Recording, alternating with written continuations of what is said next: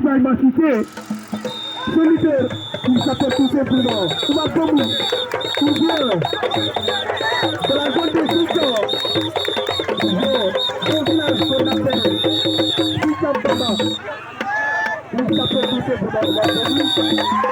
Donc Ibrahima Cissé, il est là. Oumar Gombou.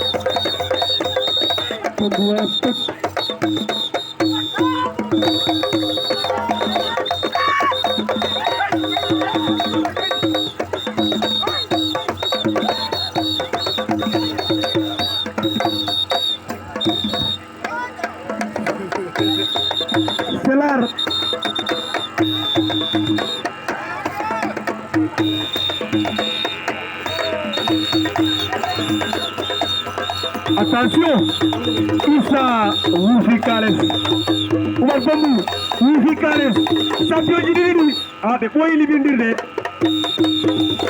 Andé, premier combat en faveur de Oumar Gombou, il a terrassé l'autre grand champion, l'autre roi des arènes du Pérou.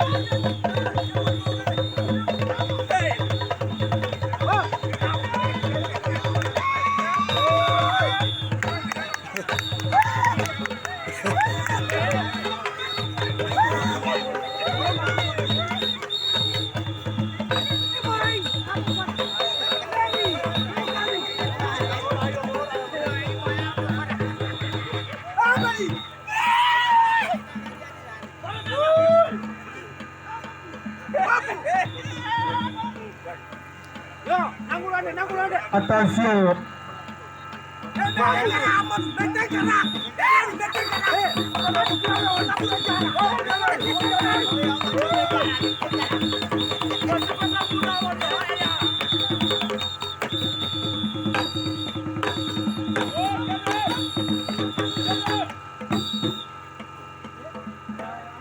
Bosan, Issa terlalu bahapa nama motor or Bosan.